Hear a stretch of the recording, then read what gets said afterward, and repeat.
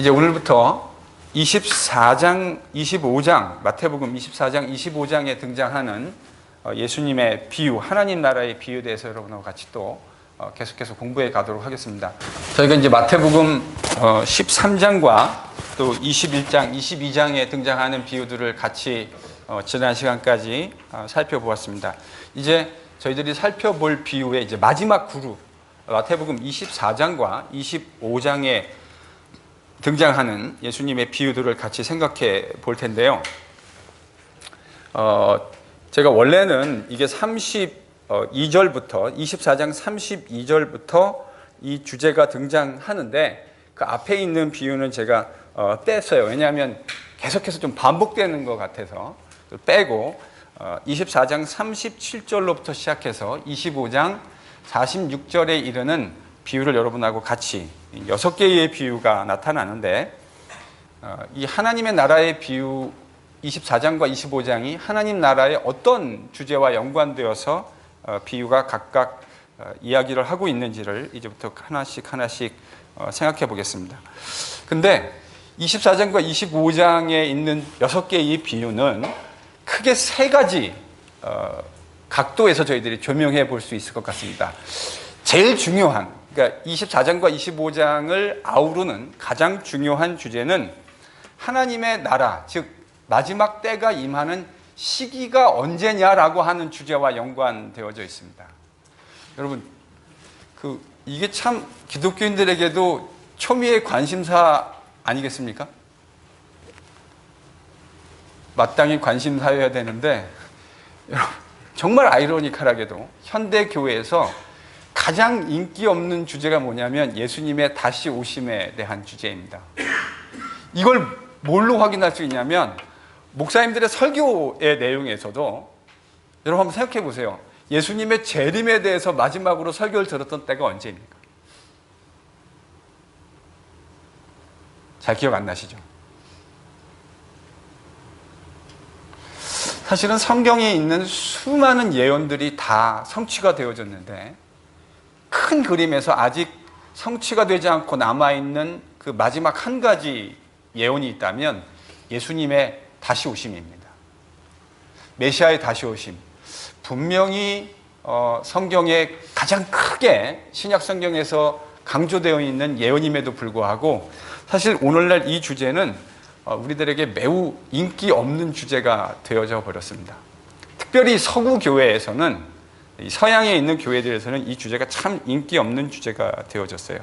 그러나 여러분, 우리가 이 비유들을 통해서 이제 확인하게 되겠지만 예수님이 말씀하신 분명한 확고한 말씀은, 교훈은 예수님의 다시 오심이 분명히 있다고 하는 사실입니다.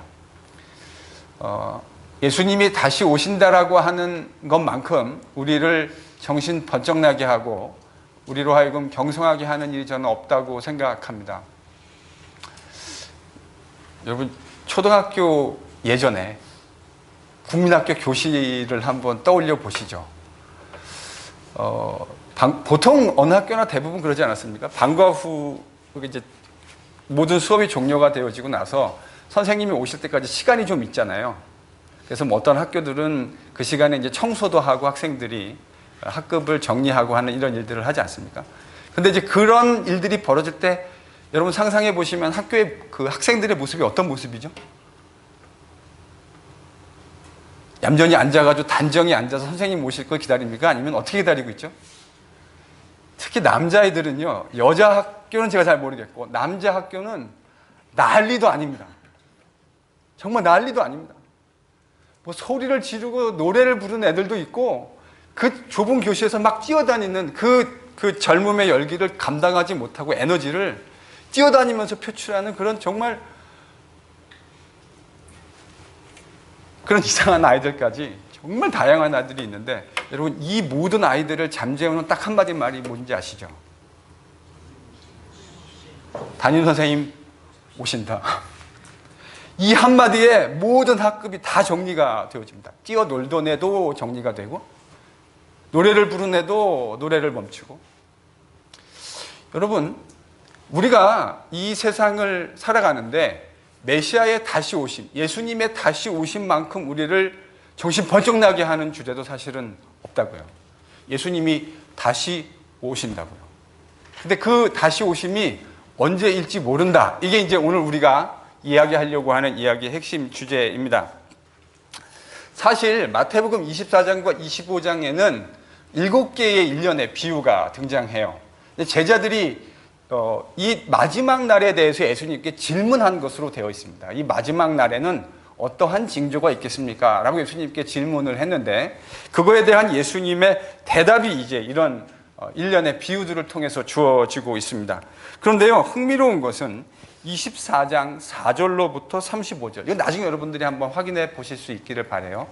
24장 4절로부터 35절에 보면 그 마지막 날에 대한, 또 성전과 관련돼서 이 마지막 날의 징조에 대해서는 분명한 징조들이 주어집니다. 마지막 때가 되어질 때 예루살렘의 성전이 멸망할 때는 어떠한 일이 있을 것인지에 대한 징조들이 주어지는 것에 반해서 인자가 다시 오시는, 예수님이 다시 오시는 날에 대해서는 어떤 특별할 만한 징조가 주어지지 않을 것이다라고 하는 것, 이것이 이제 예수님이 말씀하시려고 하는 주제입니다. 그렇기 때문에 여러분 24장 36절을 한번 찾아보실래요? 24장 36절.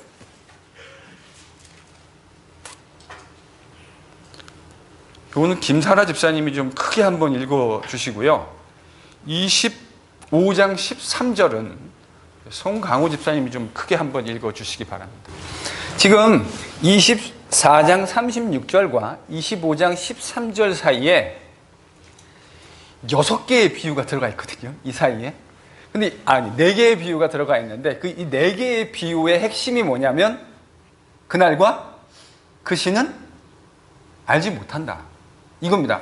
그날과 그 시를 알지 못하는 것에 관련되어져서 예수님께서 일련의 비유들을 쭉 이제 설명해 가시는 겁니다.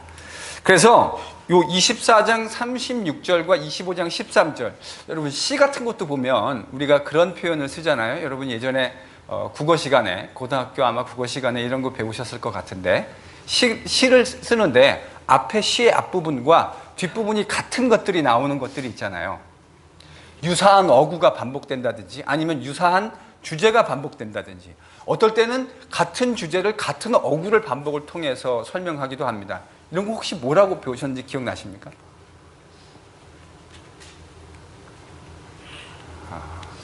이렇게 쓰면 기억이 나실까요?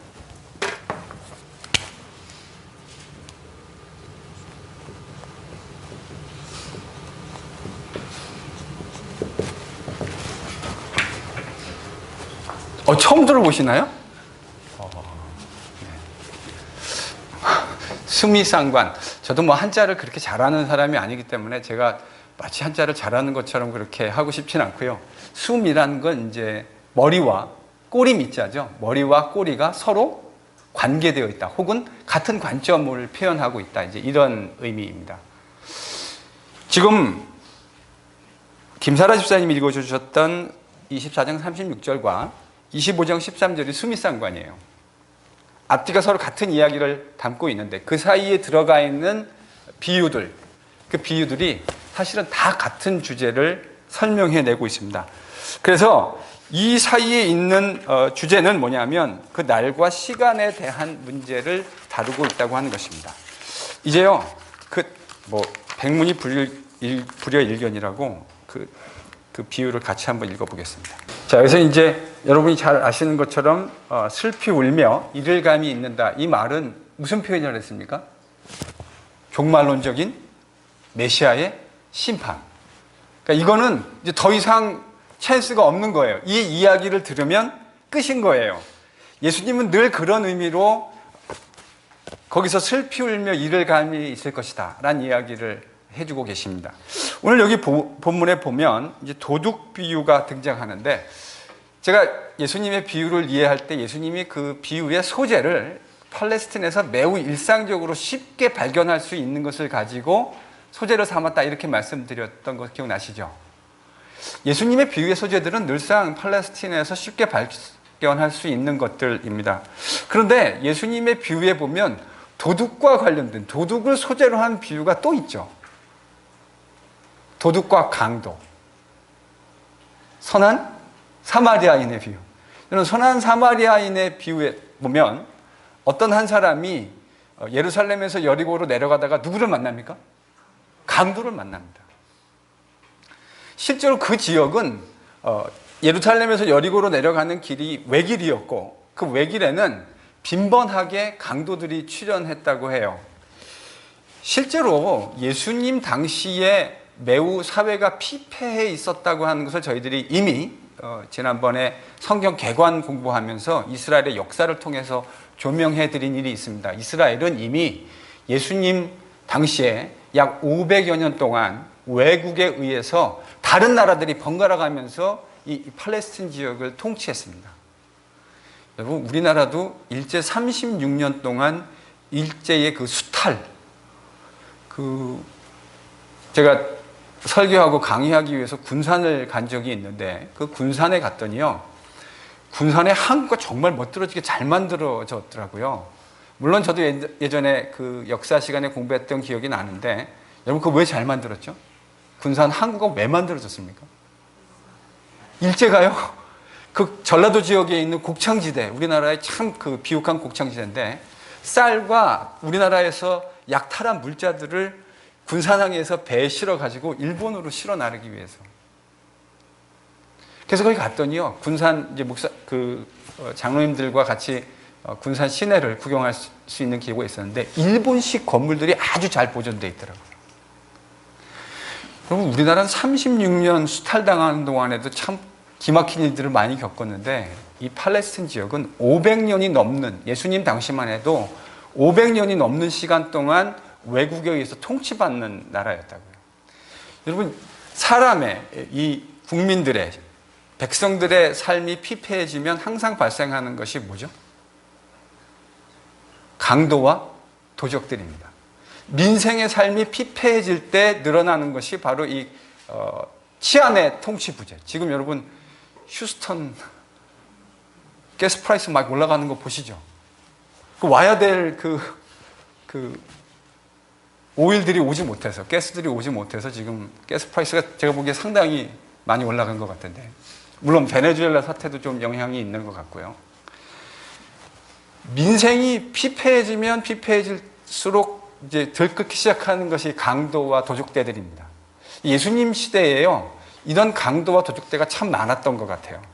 여러분, 그런 대목을 우리가 엿볼 수 있는 것, 물론 성경 바깥의 그 문헌들을 보면 보다 분명하게 볼 수 있는데 성경에도요, 그런 부분들을 볼 수 있는 대목이 있어요. 여러분, 요한복음 6장에 보면, 보지는 마세요. 나중에 집에 가서 보십시오. 요한복음 6장에 보면 소위 오병이어의 기적이 기록되어져 있습니다. 근데 오병이어의 기적을 이스라엘 사람들이, 갈릴리 사람들이 경험하고 난 다음에 어떤 반응을 보였죠? 오병이어의 기적을 막 경험하고 난 다음에 유대인들이 예수님 어떻게 하려고 했습니까? 왕사무려고 했습니다. 왜요? 여러분, 먹을 것이 없는 곳에서 가장 좋은 리더는 누가 가장 좋은 리더입니까? 먹을 것을 주는 사람이 제일 좋은 리더예요. 기가래해 있는, 목이 말라 있는 사람한테 제일 좋은 리더는 물을 주는 사람입니다. 배고프고, 오병이어의 기적에 보면 놀라운 게, 예수님 쫓아오면 지금 남자만 5,000명이 모여 있잖아요. 그럼 여기 여자들하고 아이들까지 모였다는 숫자를 계산하면 줄 잡아도 안 돼도 10,000명은 좋게 넘는 숫자가 모였다, 우리가 이렇게 이제 생각해 볼 수 있는데, 근데 밥 먹으려고 했을 때 도시락 싸온 사람이 몇 명 있었습니까? 몇 명 있었습니까? 그 오병이어의 기적에? 딱 1명 있습니다. 여러분, 이 대목을 되게 쉽게 간과하고 넘어가시는데, 이거는요, 그 당시 갈릴리에 사는 사람들이 얼마나 경제적으로 피폐한 삶을 살았는지를 보여주는 단적인 증거입니다. 여러분, 만약에 오늘날 하트포 지역에 예수님이 오시면 10,000명이 모였다 그러면 거기 도시락 싸가지고 예수님 쫓아가는 사람들도 적지 않게 많이 있었을 거예요. 근데 예수님 오병이어 일으킬 때 도시락을 싸온 사람이 딱 한 사람밖에 없어요. 그 아이가. 그 당시 문헌들을 보면 이 갈릴리 지역의 빈곤율이 거의 90%에 육박한다고 이야기합니다. 빈곤율 90%라는 말이 무슨 말이냐면 하루에 한 끼를 때우는 걱정을 해야 하는 사람이 100명이 있으면 90명이 그 걱정을 해야 된다는 거예요. 그러니까 예수님 당시에 얼마나 이 유대 사회가 피폐해 있었는가를 알 수 있고, 예수님이 거기서 지금 뭘 일으키셨다고요? 물고기 2마리, 보리떡 5개, 10,000명을 해결해 버리면 여러분, 배고른 사람한테는 이것만큼 더 매력적인 리더가 없는 거죠. 배골지 않을 수 있도록. 갈릴리 사람들이 이렇게 생각한 겁니다. 야, 예수님만 쫓아다니면, 지금 눈앞에서 봤잖아요. 물고기 5개, 물고기 2마리, 보리떡 5개가 어떻게 변화되어서 10,000명이 넘는 사람을 일시에 다 먹였는지를 눈으로 목격했잖아요. 이 양반만 쫓아다니면 평생 밥 굶을 일은 없겠다. 이런 판단을 한 거죠. 그러니까 이제 뭐 삼으려고 했다고요? 왕 삼으려고 했다고. 이게요, 복음서 마태복음, 마가복음에도 나오고요, 요한복음에도 나와요. 물론 이제 마태, 마가에는 왕 삼으려 했다는 말은 없지만 요한복음은 아주 명시적으로 유대인들이 왕 삼으려고 했다고 이야기합니다. 이 무슨 말이냐면 그만큼 유대인들의 삶이 피폐했다라는 거죠. 그러니까 이제 그런 상황 속에서 아마도 팔레스틴, 갈릴리 지역에 매우 많은 도적대들과 강도들이 횡행했던 것 같습니다. 예수님이 이제 그 상황을 가지고 이제 비유를 드시기 시작하신 거죠. 그러면 예수님께서 하나님 나라의 어떤 측면과 도둑 비유를 연결시키고 있는가? 근데 이제 이 이야기를 하기에 앞서서 일단 여러분, 우리가 지난 시간까지 얘기했던 것 중에 예수님의 비유는 구약에 있었던 내용들 가운데 명시적으로 잘 드러나지 않았던 부분들을 보여주는 그런 측면들이 있었다, 이런 이야기를 했던 거 기억하시죠? 그러니까 예수님의 비유는 구약 성경에 명시적으로 혹은 분명한 언어로 표현되지 않았던 내용들을 예수께서 하나님 나라와 관련해서 그의 제자들에게 얘기해 주시는 내용들을 담고 있었습니다. 일단 여러분, 하나님 나라의 백성이 되는 부분에 대해서도 상당히 서프라이즈가 있었습니다. 지금 복습하는 건데요, 어떤 비유가 이 백성이 전혀 다른 사람들로 구성될 것이라는 가르침을 이야기하고 있죠. 13장에 보면 4가지 다른 밭의 비유가 등장하지 않습니까? 이것도 이제 하나님 나라의 백성이 전혀 다른 사람들로 구성될 것이라고 하는 것에 대한, 물론 처음부터 아주 극명하게 얘기하지는 않지만 아주 뭐라 그래야 되나요? 인다이렉트하긴 하지만 그럼에도 불구하고 이제 이 예수님의 비유가 점차 이렇게 펼쳐지면서 아주 분명한 언어로 표현되어지게 되죠. 또요, 백성이 전혀 다른 사람이 하나님의 백성이 될 것이다. 또 어떤 비유? 우리 지금까지 공부했던 것 중에요.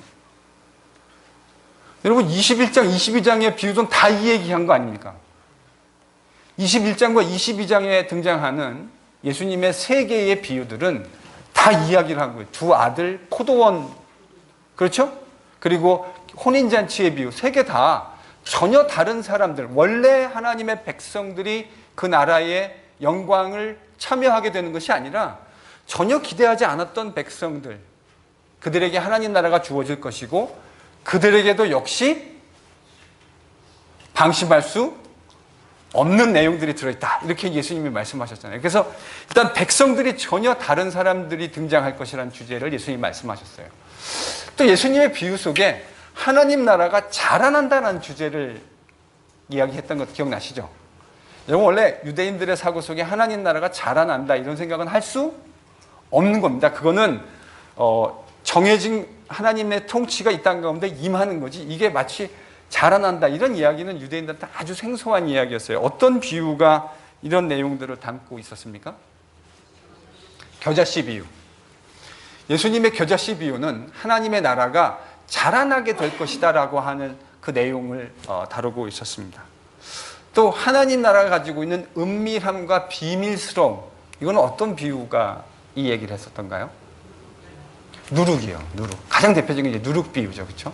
그래서 하나님 나라가 은밀한 모습으로 우리 가운데 임하게 될 것이다.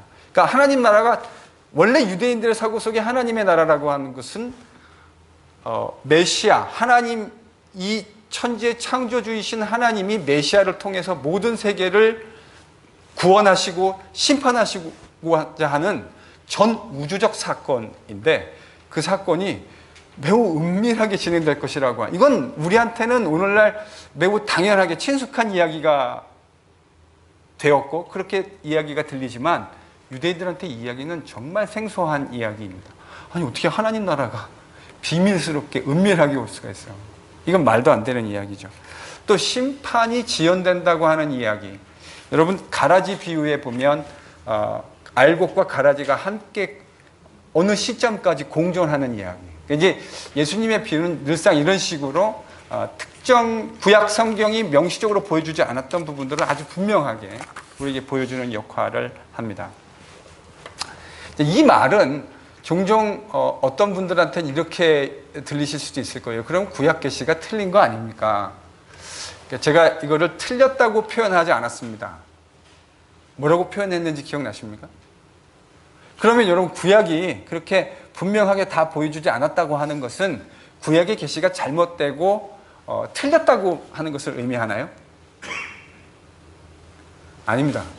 구약의 계시는 예수님의 계시를 통해서 완벽한 그림으로 보여질 때까지, 마치 우리가 태어나서 어머니의 모태에서 태어나서 성장이라고 하는 시기를 겪지 않습니까? 그래서 유년기, 또 청소년기, 청년기를 지나서 이제 장년으로, 어른으로 성장해가는 과정을 겪어가는 것처럼, 하나님의 계시도, 하나님 나라에 대한 하나님의 그 계시도 쭉 구약에서부터 자라오다가 예수님을 통해서 완벽한 모습으로 보여지도록 의도되었다.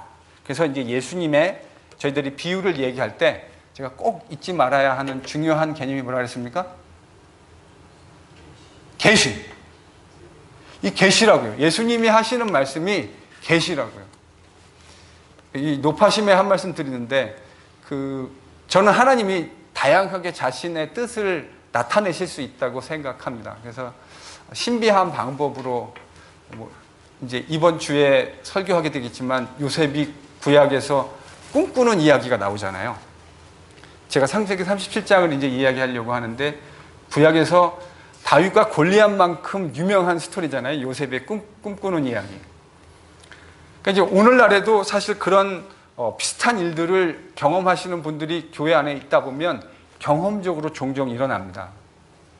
뭘 봤다고 주장하시는 분들. 근데 제가 이렇게는 말씀드리고 싶어요. 하나님이 그게 아주 일반적인 방법은 아닌데 그런 방법으로 일하실 수 있겠다.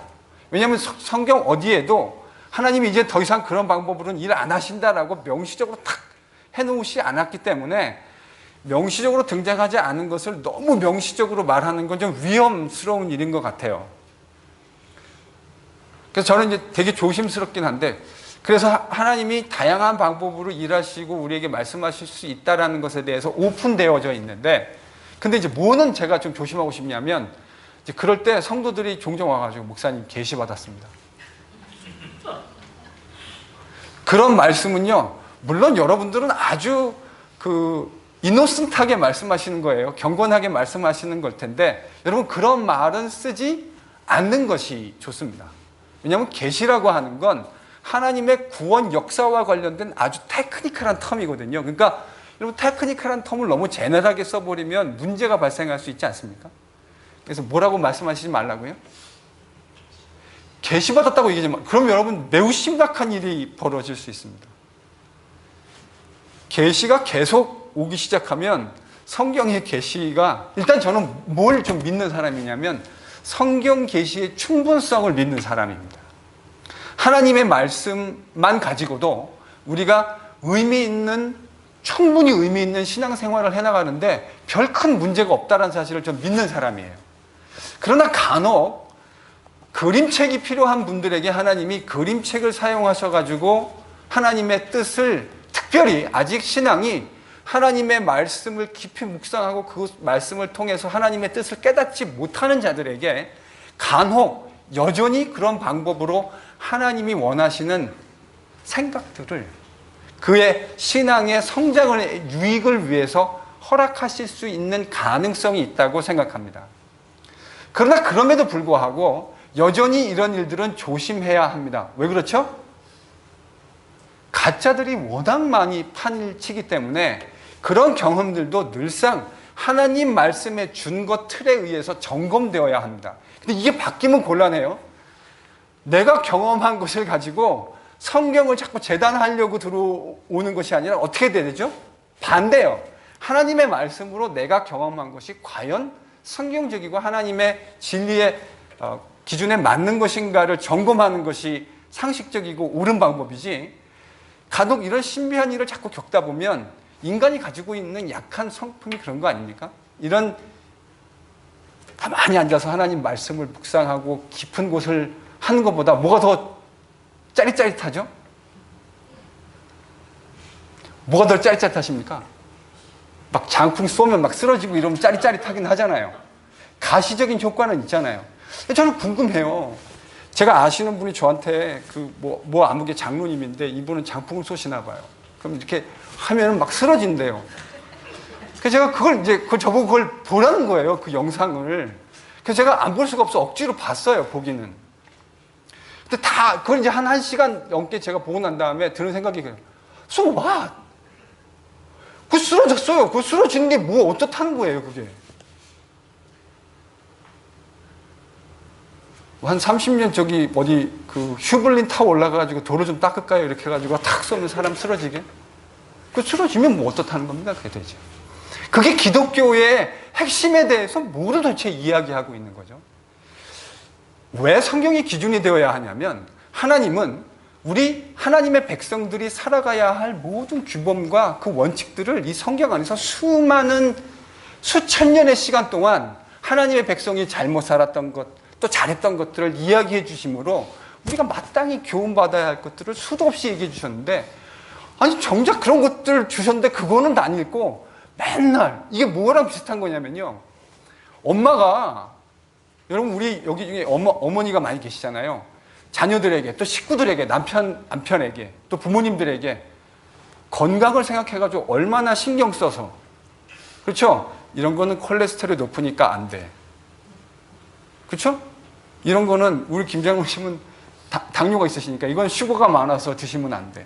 이거 다 목집사님이 알아가지고 음식 다 조절해 준다고요. 근데 맨날 김영환 장로님이 나가가지고 햄버거에다가 프렌치 프라이에 콜라 확 마시고 이러고 다니면 누가 막 속 터지죠?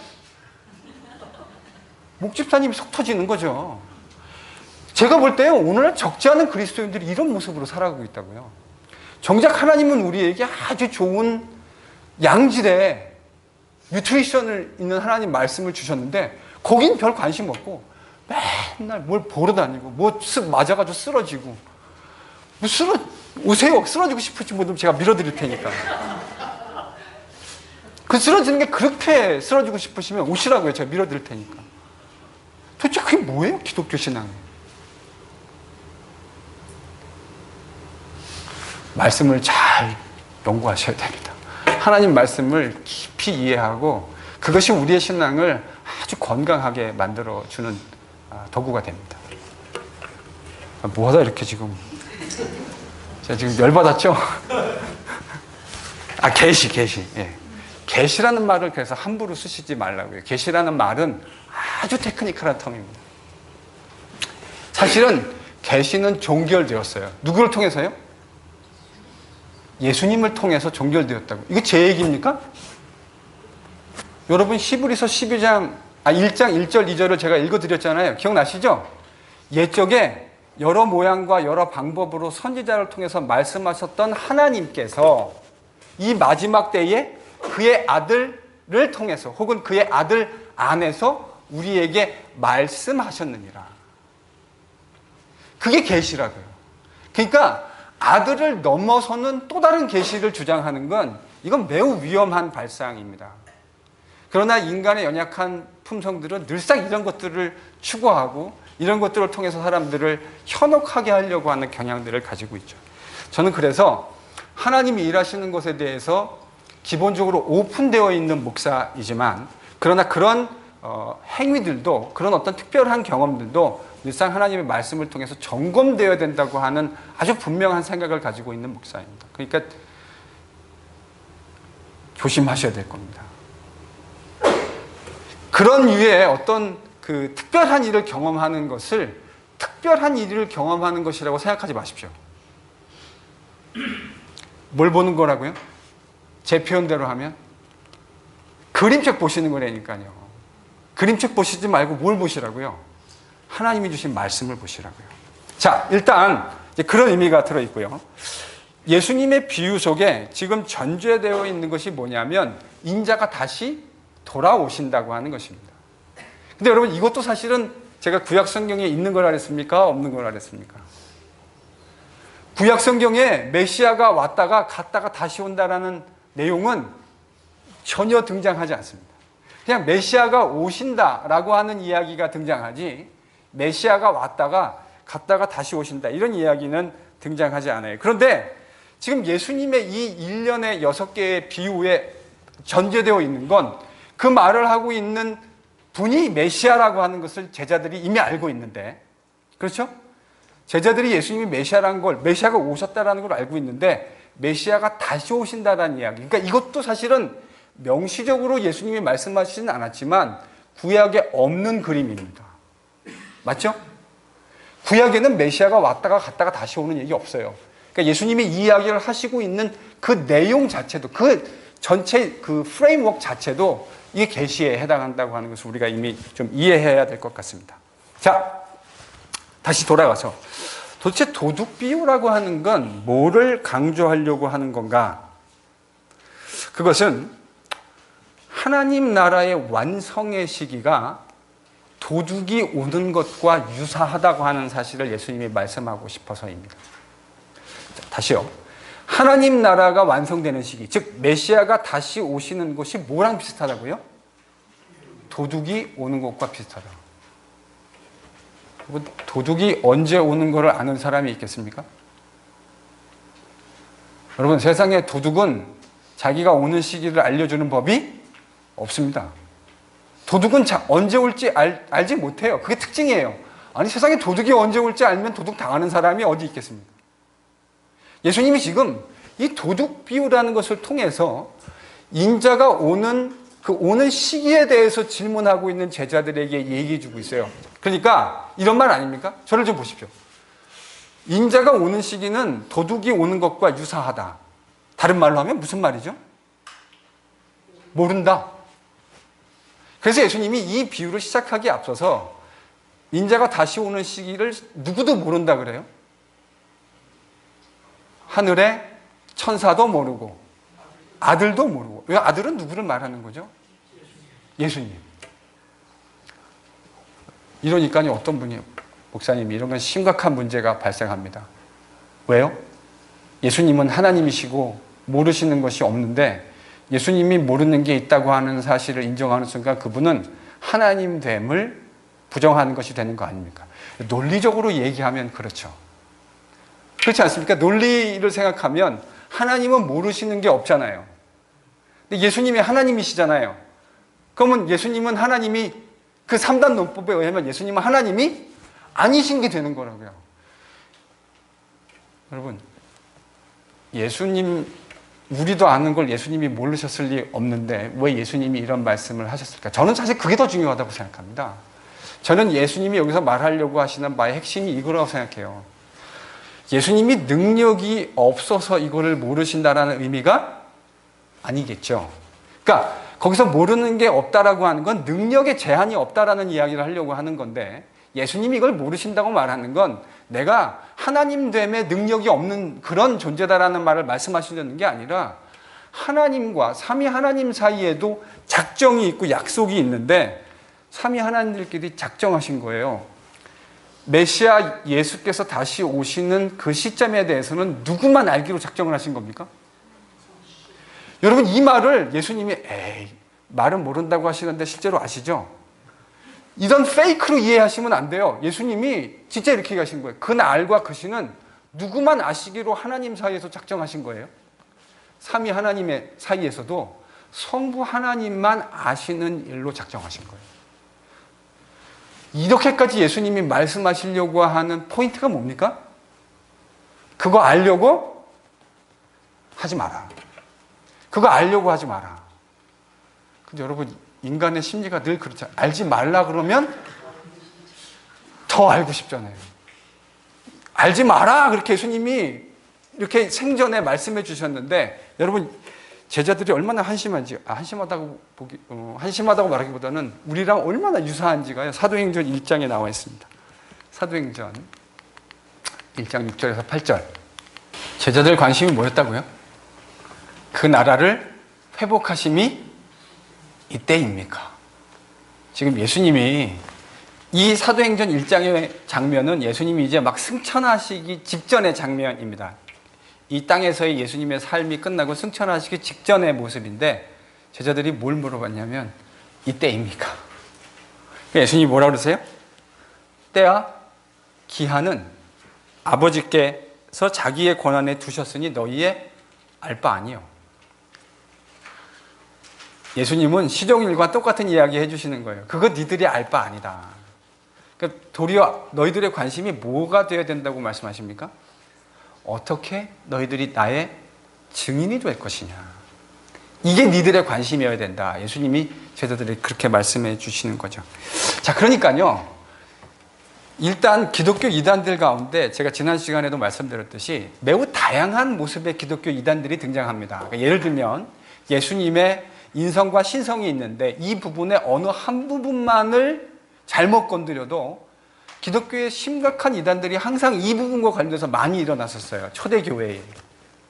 근데 오늘날에도 이런 이단들이 있죠. 뭐 자기가 하나님이라고 이야기하는 뭐 안상홍 뭐 이런 사람들 있잖아요. 그래서 신천지, 뭐 박태선 이런 사람들 다 이단들입니다. 근데 이런 이단들은 하나님 혹은 예수님의 신성과 관련돼서 인간인 자신이 신성을 가지고 있다라고 하는 이런 참람한 말 때문에, 그런 것 때문에 이제 이단이 되는 건데, 또 빈번하게 기독교 이단으로 판명되는 주제가 뭐냐면 이 재림과 종말에 관련된 주제입니다. 많이 있었죠. 미국 역사에도 보면 이 재림에 대한 얘기, 자기가 재림주라고 얘기하는 것도 재림의 시간에 대해서 이야기하고, 한국에서도요 1992년이었던 것을 제가 기억합니다. 막 난리가 났었잖아요. 대학가에서도 이거 막 난리가 나고 그랬었다고요. 한국 사회에서도 막 난리가 나고 막, 그래서 막 그 은행에 통장 빼가지고 집보따리 사가지고 막 집 나가신 교회 집사님들, 권사님들, 그 당시 얼마나 많은지 몰라요. 91년도에. 그러면서 멀쩡히 교회 잘 다니는 성도들한테 정신 차려야 된다고, 예수님 내년에 오신다고. 여러분, 이런 얘기하는 사람들한테 뭐라고 얘기해야 되죠? 그런 류의 이단은요, 제가 볼 때 상당히 저급한 이단이에요. 수가 매우 낮아요. 왜 그렇죠? 아니, 텍스트만 제대로 읽었어도 이거에 대한 깊은 이해가 아니라 그냥 문자적으로 문자를 해독할 수 있는 난도증 없이 그냥 성경 말씀만 제대로 읽었어도 이건 미리 막을 수 있는 이단 아닙니까? 그러니까 여러분, 앞으로 살다가 예수님의 재림과 관련돼 가지고 또 뭐 언제 누가 뭐 예수님 모시고 이런 얘기하면 뭐 하실 필요 없죠? 두 번 생각하실 필요 없고, 예수님이 자꾸 재림의 시간과 그것에 대해서 명시적인 언급을 하는 사람이 있으면 다 뭐죠? 이거 다 사입입니다. 두 번 고민하실 필요 없어요. 그냥 그거 다 무조건 다 사입이에요. 예수님의 재림의 시기는 아무도 모른다. 누구만 아신다요? 하나님만, 성부 하나님만 아신다. 심지어는 성자이신 예수님도 그 시기에 대해서 모르기로 하나님들끼리 서로 약속하셨다. 그러니까 여러분, 이제 뭐가 관심사가 되면 안 됩니까? 예수님 언제 오실까? 그러다가 자꾸 이게요, 상상을 하고 말씀을 깊이 묵상하는 건 좋은데 너무 불필요한 상상을 오래 하면 그건 별로 바람직하지 않은 모습이 될 확률이 매우 많습니다. 중세에요, 바늘 교회 그 첨탑 끝에 천사가 몇 명이 앉을 수 있느냐를 가지고 신학자들이 논쟁했다는 거 여러분 아십니까? 교회 첨탑 끝에 천사가 10명이 앉으면 어쩔 거고 100명이 앉으면 어쩔 겁니까? 예수님 언제 오시는지 걱정하지 마십시다. 예수님 언제 오시는 거를 걱정할 게 아니라 예수님이 사도행전 1장에서 말씀하신 대로 하면 우리가 걱정해야 될 바는 뭐죠? 뭘 걱정해야 됩니까? 어떻게 우리가 예수님의 증인으로 살 수 있을까? 이게 우리의 관심이어야 한다고요. 근데 거기에는 전제가 있어요. 예수님은 반드시 돌아오십니다. 아멘. 예수님 반드시 돌아오십니다. 그게 오늘 밤이 될는지 알지 못합니다. 내일 아침에 예수님이 오실지 알지 못해요. 뭐가 오는 것처럼요? 도둑이 오는 것처럼. 예수님이 분명히 말씀하셨어요. 예수님이 인자가 다시 돌아오는 시기에 대해서는 아무런 뭐가 없다고요? 징조가 없다고요. 그러니까 제가 이런 것 교회에서 되게 많이 경험해 봤어요. 이제 같이 이렇게 어르신들 모시고 이렇게 여행을 갔다 오는데 제가 필라에 있을 때 랭캐스터 이런 데를 많이 갔거든요. 여러분도 가셨잖아요. 랭캐스터에 그 성극 보러 가셨잖아요. 근데 갔다 오는데요. 와, 막 하늘이 너무 이상한 거예요. 한 번도 본 적이 없는. 그러니까 어느 권사님 한 분이 예수님 오실 것 같아. 되게 경건한 말이에요. 그러니까 우리가 그 경외심으로 예수님이 오신다는 걸 알고 있으니까 그렇게 표현하신 건데 가만히 제가 생각해 봤어요. 운전하면서 목사로서. 저 말은 사실은 되게 틀린 말인데. 왜요? 아무런 징조가 없다니까요. 하늘이 이상해진다고 예수님 오시는 거 아니에요. 하늘이 무적컴컴한데 어느 날 이렇게 보니까 구름 사이로 햇볕이 쫙. 예수님 오시는 거 아니야? 여러분 이런 거 다 이거 허탄한 미신들이라고요. 예수님 오시는 거 알 수 없습니다. 예수님은 정말 도적같이 오실 거예요. 자, 이 예수님의 이야기가 얼마나 파급 효과가 많았는지를 여러분들에게 이제 증거로 몇 개 좀 보여드리려고 합니다. 예수님이 인자가 오는 거 뭐랑 비슷하다고요? 도둑 같다. 이게 얼마나 제자들의 마음에 임팩트가 많았으면 제자들이 나중에 이제 성경을 쓰잖아요.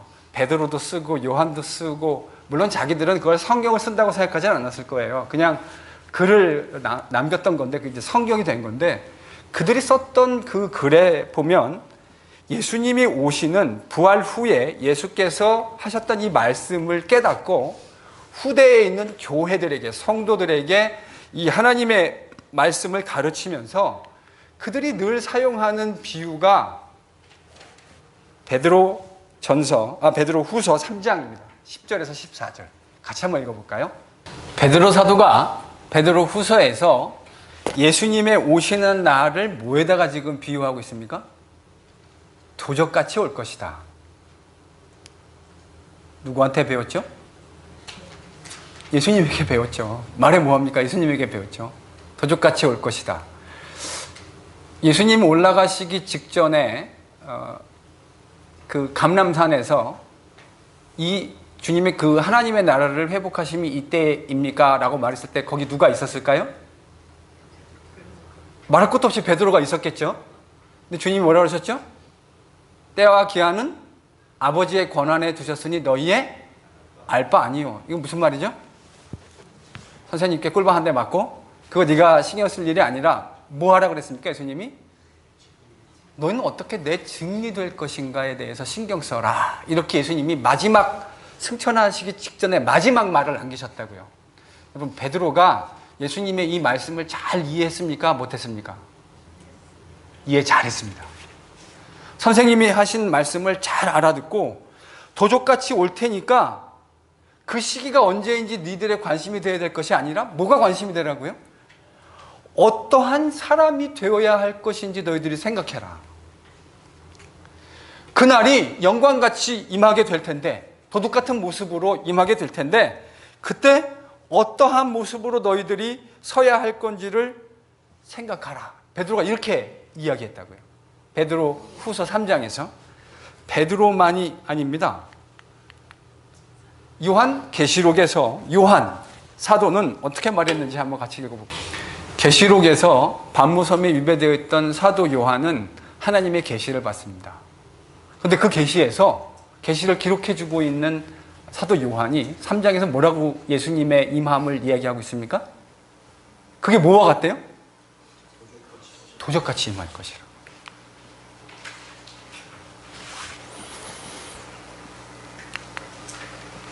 세 번째는요, 바울입니다. 상당히 흥미로워요. 같이 한번 읽어보겠습니다. 오늘 저희들이 이야기한, 지금 이 베드로와 요한의 이야기, 저희들이 들으면 베드로와 요한이 이 가르침을 누구에게 받았다는 것이 확실합니까? 예수님에게요. 근데 이제 질문 하나는, 바울도 지금 이렇게 얘기하고 있잖아요. 바울도. 근데 여러분, 적어도 바울은 예수님에게 직접 이런 가르침을 들을 기회가 없지 않았겠습니까?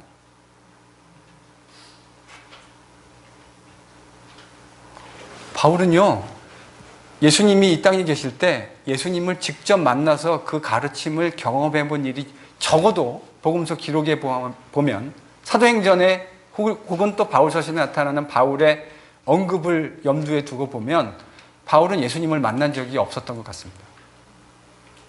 그런데 바울은 이걸 어떻게 알았을까요? 이렇게 얘기하면 할 말 없습니다. 바울이 하나님 사도고 하나님께서 계시로 말씀해 주셨다, 이렇게 얘기하시면 이제 할 말은 없어요. 네, 그것도 뭐 가능한 대답, 여러 대답 가운데 하나입니다.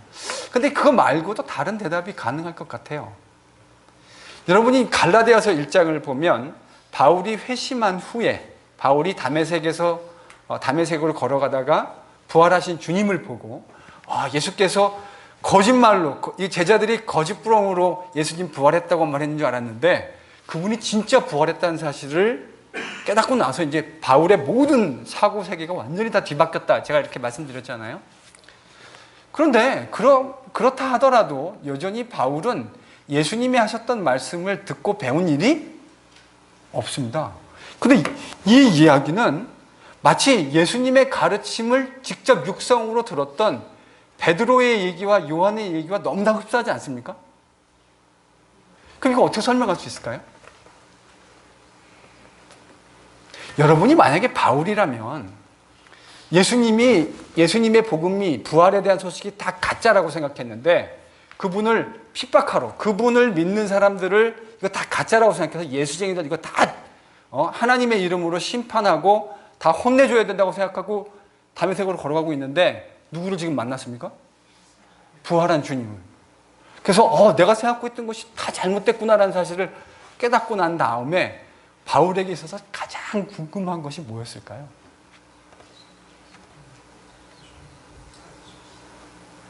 이렇게 힌트를 드리는데요. 지금까지는 그게 다 가짜라고 생각해가지고 예수쟁이들 저거 다 틀렸고 예수 부활했다는 건 저거 거짓말이라고 생각했는데 그 부활하신 예수를 자기 눈으로 목격했다고요. 그리고 난 다음에 비늘이 3일 만에 아나니아에 의해서 벗겨졌죠. 볼 수 있게 되었습니다.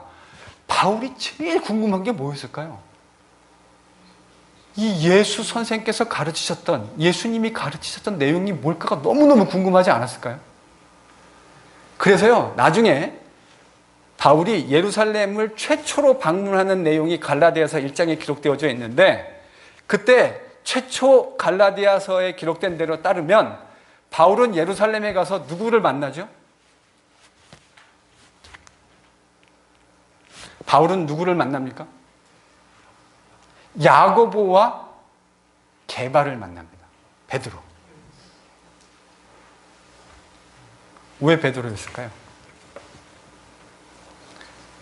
예수님의 초대교회에서 예수님의 음성을 직접 들었을 때 듣지 못한 사람이 예수님이 가르치신 내용이 무엇일까 궁금했을 때 모든 사람에게 떠오르는 영순위 후보가 누굴까요? 베드로입니다. 왜요? 베드로는 예수님의 제자들 그룹은 상당히 많았어요. 많게는 막 10,000명씩 다니기도 했고 어떨 때는 예수님이 특별히 구별해 놓은 70명의 제자들이 따로 있을 때도 있었어요. 어떨 때는 예수님은 그 제자들의 그룹을, 그러니까 우리가요, 예수님의 제자들이 12이다라고만 얘기하는 건 그건 매우 부정확한 이야기예요. 예수님의 제자는 많게 대그룹을 쫓아다닐 때는 10,000명씩 넘게도 쫓아다녔고 어떨 때는 한 70명에서 한 100명 정도. 또 어떨 때는 12명. 어떨 때는 그 12명 중에서도 베드로, 야고보, 요한 요 3명만. 그러니까 우리가 복음서 기록을 보면 예수님의 가장 최측근이라고 얘기했을 때 빼놓을 수 없는 사람이 베드로, 야고보, 요한이었고, 여기서 야고보는 사도행전의 기록에 따르면 가장 먼저 순교를 합니다. 그렇죠? 순교를 하니까 베드로하고 요한만 지금 남아있는 거죠. 최측근 가운데. 그 두 중에 초대교회에서 아무도 그의 권위와 예수님의 말씀에 대한 내용들을 가지고 생각해 봤을 때 질문이 없이 모든 사람들이 생각했을 때 예수님이 뭐라고 그랬었을까 궁금했을 때 달려갈 수 있는 영순위 후보 베드로입니다. 갈라디아서 1장에 보면 바울이 예루살렘에 가서 15일 동안, 그러니까 첫 번째 예루살렘에 간 목적은 완전히 게바 때문이에요. 게바를 만나서, 제가 생각에 바울의 성격상 15일 동안 게바는 완전히 죽어났을 겁니다. 왜요? 여러분, 바울이라는 사람이 얼마나 신학적으로 집요한 사람이고 이 사람이 얼마나 냉철한 사람입니까? 베드로 선생님, 예수님이 뭐라고 말씀하셨습니까? 하나님의 나라에 대해서 나중에요, 완성된 하나님 나라에서 바울을 만나시거든 제가 했던 말을 기억하십시오. 그리고 바울에게 물어보세요. 우리 다 만날 거 아닙니까? 완성된 하나님 나라에서 다 만나게 될 텐데 저는 참 바울에게 물어보고 싶은 말이 많아요. 베드로를 만났을 때 뭘 물어보셨습니까? 제가 바울의 성향을 미루어 짐작컨대 아마 바울은 이랬을 겁니다. 베드로 딱 밥 먹고 잠자는 시간만 딱 빼놓고 앉혀놓고 1대1로 며칠 동안요? 15일, 2주 동안 완전히 인텐시브 코र्스, 선생님하고 제자랑 둘이 딱 앉아가지고 예수님이 하나님의 나라에 대해서 말씀하셨던 것 하나도 빠짐없이 모든 것들을 기억나는 대로 나에게 말씀해 주십시오 하고 그거를요 기록했을 거예요. 바울의 그 성향상 중요한 내용들, 자기가 예수님과 관련돼서 궁금했던 수많은 내용들을 저는 다 기록했을 거라고 생각합니다. 그러니까 데살로니가 전서 5장에서 예수님의 재림에 대해서 이야기할 때 바울이 편지를 쓰면서 딱 끄집어내는 게 뭐예요? 형제들아, 때와 시기에 관하여는 너희에게 쓸 것이 없으면. 여러분, 이 바울이 지금 쓴 언어를 잘 생각해 보면 베드로와 요한이 했던 말보다 예수님이 말하려고 하는 거에 더 가깝다는 생각이 들지 않으십니까? 제가 볼 때 바울은 틀림없이 꼼꼼한 사람입니다. 틀림없이. 제가 볼 때 베드로는 약간 설렁설렁하는 기질이 있는 것 같거든요. 성향상, 그분의 성향상, 이렇게 막 좀 우락부락하고 막 열받으면 막 이렇게 뚜껑도 열리고, 그래서 그 감람산에서 대제사장이 이렇게 종들이 잡으러 왔잖아요. 그래서 말고를 딱 보자 막 열받아가지고 뭐 했죠? 귀를 그냥 확 잘라가지고. 이건 보통 성격이 아닙니다. 근데 제가 볼 때 바울은 그런 성향은 아니에요. 바울은 아주 냉철한 사람이었을 거예요. 그러니까 예수님의 그 주의 날을 얘기하면서 그냥 베드로는 도적같이 이렇게 표현하는데 바울은 지금 어떻게 표현하고 있다고요? 그 날과 시에 대해서는 내가 너에게 쓸 것이 없음은. 여러분, 이 두 가지를 비교해보면 누가 예수님이 했던 말에 더 가깝습니까? 같은 내용을 이야기하고 있지만, 정확히 똑같은 내용이지만 그 말의 워딩을 보면 누구의 말이 예수님의 말에 더 가까워요? 세컨드 리더가. 그러니까 그 프라이머리 소스를 만났던 사람보다 세컨더리 소스를 사용하는 사람이 더 가까워요. 이제 무슨 얘기를 하고 싶냐면, 예수님이 자신이 돌아오시는 날에 대해서 분명히 돌아오시는데 그 확실하게 돌아오심을 설명할 때 예수님이 도적이라는 비유를 사용하셨는데, 하나같이 예수님의 제자들이 예수님의 다시 돌아오시는 주의 날을 기록할 때 뭐를 사용하고 있다고요? 무슨 비유를요? 도적 비유. 심지어는 예수님을 만나본 일이 없는 바울마저도 제 추정컨대 베드로에게 저는 들었을 것이라고 추정하는데 예수님이 돌아오시는 날을 도적이라는 것에 두고 이야기하고 있습니다. 자, 제가 오늘 처음 이제 이 24장, 25장의 비유를 열면서 예수님이 말씀하셨던 이 비유의 좀 디테일들 여러분들하고 같이 몇 가지 나누어 봤습니다. 이거를 나누는 것도 되게 중요한 일이지만 우리가 오늘 성경 공부를 통해서 분명히 하나 좀 저는 여러분들하고 제 마음속에 우리가 확신을 가지고 돌아갔으면 좋겠다 생각하는 것이 무엇이냐면 예수님이 반드시 돌아오신다는 겁니다. 근데 반드시 돌아오시는데 그 반드시 돌아오시는 주님이 언제 돌아오실는지에 대해서는 우리가 전혀 알지 못합니다. 성경이 우리에게 아무런 힌트도 주지 않았어요. 하늘에서 이상한 구름이 나타날 때 예수님이 오신다. 아닙니다. 천체의 이상한, 얼마 전에 우리 그 솔라 이클립스를 했었잖아요. 그게 보니까요, 또 인터넷에 보니까 뭐 그럴 때 또 기독교인 중에 이럴 때 뭐 예수님 또 오시는 이런 얘기하는 사람도 또 있더라고요. 이게 인간의 심리가 이래요.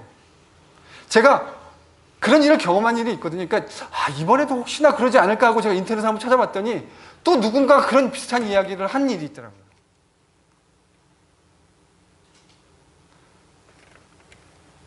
이클립스 할 때 예수님 안 오십니다.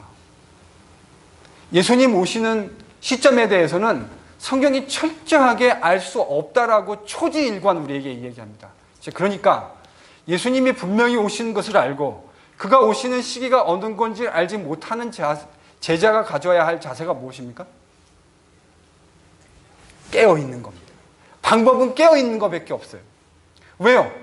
언제 오실지 모르니까 그날이 도적과 같이 임하는 그런 날이 되지 않기 위해서 우리가 할 수 있는 유일한 길은 무엇입니까? 깨어있음입니다.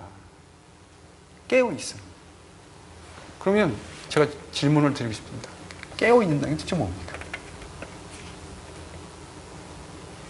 그 주제를 이제 예수님이 비유를 통해서 다루어 주십니다. 깨어있는 게 무엇인가? 다음번에 저희가 그 깨어있음에 대한 이야기를 여러분하고 같이 열처녀 비유를 하고 난 후에 다루어 가도록 하겠습니다. 기도하겠습니다.